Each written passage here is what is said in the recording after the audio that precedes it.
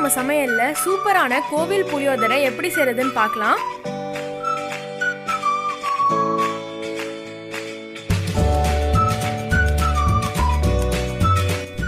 அதுக்கு முன்னாடி மறக்காம எங்க சேனலை சப்ஸ்கிரைப் பண்ணிக்கோங்க.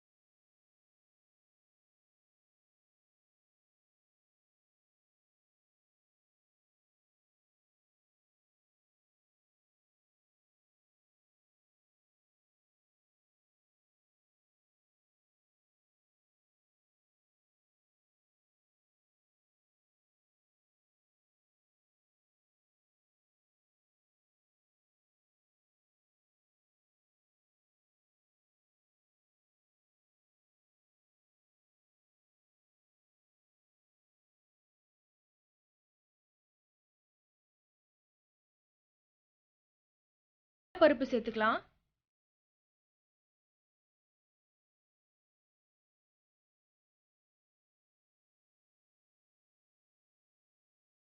உளுந்தம்பருப்பு சேர்த்துடலாம்.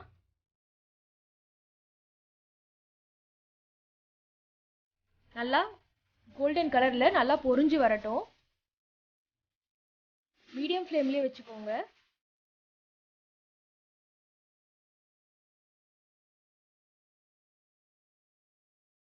கொஞ்சமா வேர்க்கடலை சேர்த்துக்கலாம்.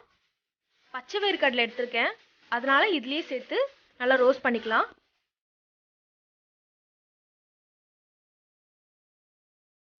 புளிக்குழம்பு செய்யும் போதே கூட இந்த பருப்பெல்லாம் நம்ம சேர்த்துக்கலாம். ஆனா அப்படி சாப்பிடும்போது பருப்பெல்லாம் கொஞ்சம் நமுத்து போன மாதிரி இருக்கும். இப்படி நம்ம வறுத்து போடும்போது நல்லா கிறிஸ்பியா இருக்கும்.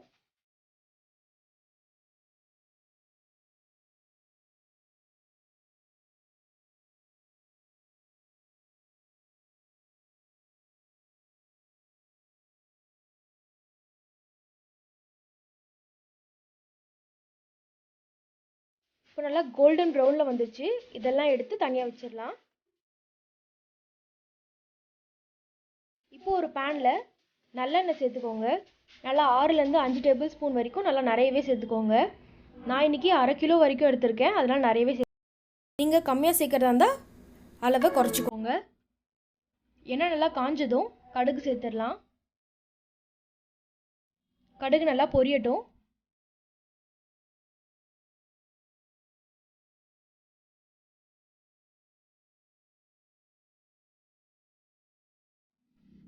கொஞ்சமாக பெருங்காயத்தூள் சேர்த்துக்கோங்க. 4 காஞ்ச மிளகாய் சின்ன சின்னதாக கட் பண்ணி சேர்த்துக்கோங்க.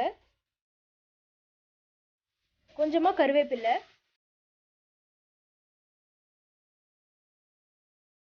நல்லா மிக்ஸ் பண்ணிடுங்க.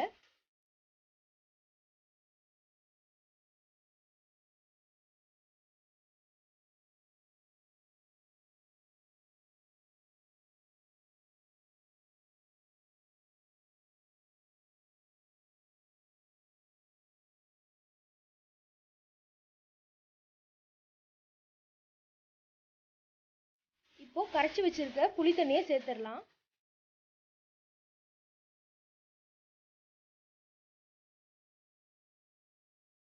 இப்போ இது நல்லா கொதிக்கட்டும்.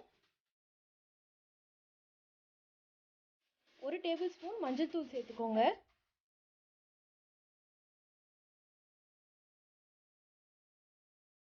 தேவையான அளவு உப்பு சேர்த்துக்கோங்க. நான் கல்லுப்பு சேர்த்துருக்கேன். நல்லா கொதிக்கட்டும்.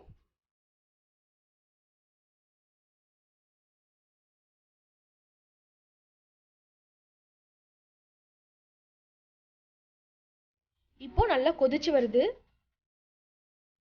இப்போ சிம்ல வச்சிடுங்க.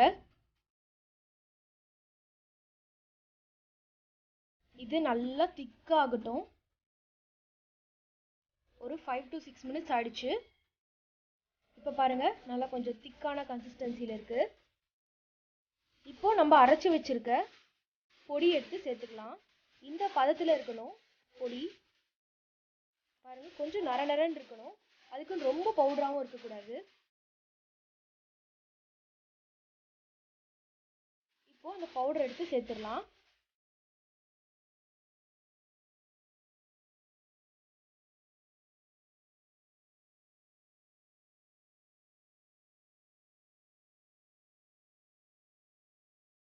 நல்லா மிக்ஸ் பண்ணி விட்டுருங்க.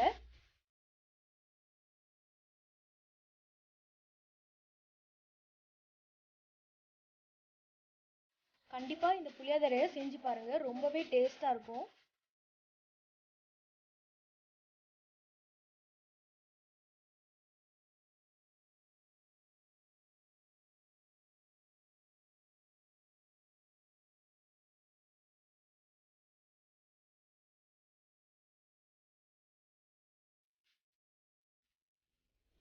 கொஞ்சமா வெல்லம் சேர்த்துக்கோங்க.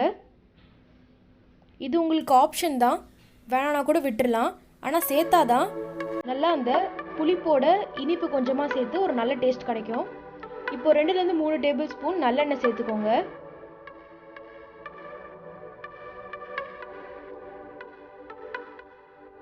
ஒரு 4லேருந்து 5 நிமிஷம் அப்படியே இருக்கட்டும்.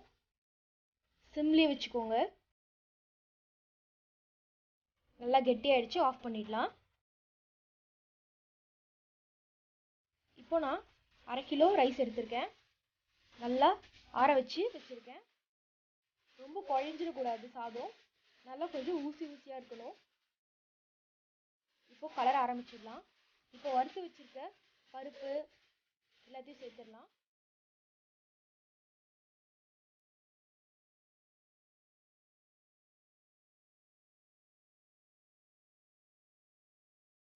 புளி குழம்பு சேர்த்துக்கோங்க. புளி குழம்பு எல்லாத்தையுமே சேர்த்துறாதீங்க. கொஞ்சம் கொஞ்சமாக கலரி எப்படி இருக்குன்னு டேஸ்ட் பார்த்து கொஞ்சம் கொஞ்சமாக சேர்த்துக்கோங்க. அதுக்கப்புறம் புளிப்பு ரொம்ப ஜாஸ்தி ஆயிடுச்சுன்னா நல்லா இருக்காது.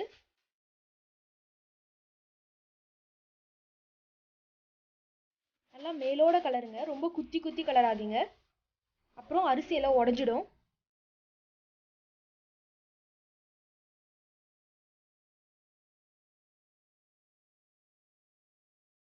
அவ்வளோதான். இப்போ சூப்பராக ரெடி ஆயிடுச்சு புளியோதரை. பாருங்க எவ்வளோ சூப்பராக வந்திருக்கு.